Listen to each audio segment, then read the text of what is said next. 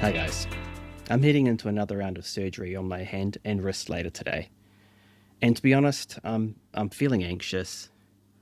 So anxious I got up at 3 a.m. so I could get in one last run before I'll have yet another enforced extended break. It's my mental health self-care, so I really struggle when I'm stuck in bed.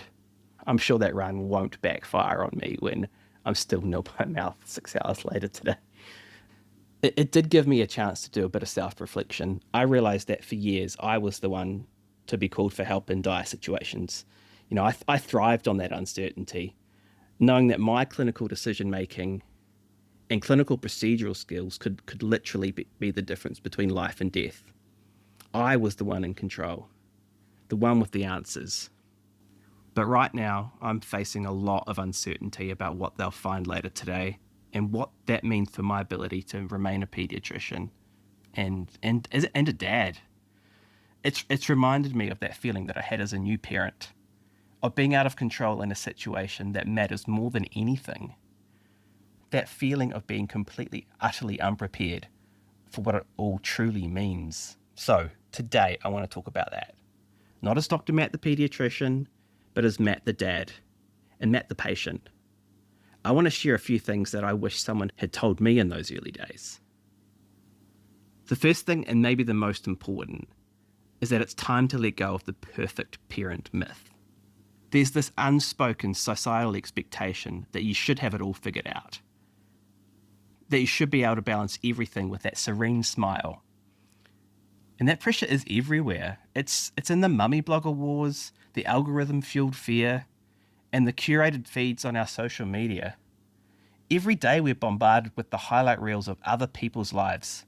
It can leave you feeling like you're failing, drowning even. I see it every day in my clinic. Intelligent, proactive parents who love their children fiercely, but are exhausted from trying to live up to an impossible standard. So let's shatter that illusion right now.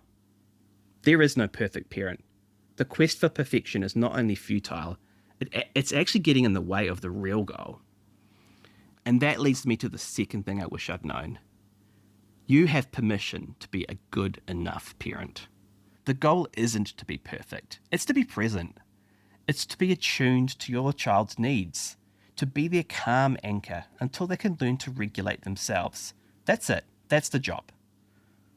Raising a resilient, emotionally healthy human being doesn't require perfection. In fact, it requires quite the opposite. It requires making mistakes. That brings me to my last point, and that's the one that changed everything for me. It's the idea of rupture and repair. This concept acknowledges that ruptures in the parent-child relationship are inevitable. You will lose your temper. You will be distracted.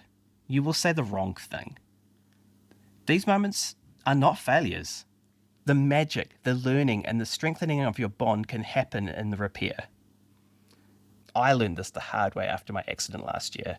I had a really bad bike accident on my way to work, suffered nasty concussion, and multiple fractures in my dominant arm. I'm still working hard on my recovery even. Afterwards, I was at home. I was in constant pain and confusion. I let my frustration become a poison cloud in our house. One day, my 9-year-old son came in excited with his new Lego set. He wanted me to help build it like we always did. And I just snapped at him. I said, "Can't you see I'm too sore? Just leave me alone." The hurt in his eyes was 1,000 times worse than any physical pain I was feeling at that moment. Watching him walk away, I saw that I wasn't just a patient. I was a father who was failing. Later, I called him back, looked him in the eye, and said, "Sorry, mate. Dad was in a lot of pain. I was frustrated about it. But it wasn't okay for me to speak to you like that, and it wasn't your fault." That apology was the beginning of everything for me. It was the moment I let go of the myth that I had to be a perfect, unbreakable father, and just let myself be a real, broken, loving one. When your child sees you make a mistake, own it and apologize. Teach them that relationships can be mended and that they are loved unconditionally. That's the kind of resilience that really matters. So if you're feeling overwhelmed, anxious, or like you're getting it wrong, I want you to know that I get it. I've been the patient. I've been the dad that makes mistakes. Your child doesn't need a perfect parent. They need you. You're their calm anchor, their trusted guide through the noise. You have everything you need to be that guide. Thanks for watching. I'll probably be through my surgery and recovering before you even see this, but wish me well anyway. In the comments below, I'd love it if you would share one thing you wish someone had told you when you were a new parent.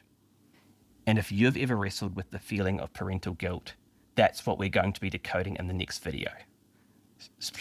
Please subscribe so you don't miss it. See you on the other side.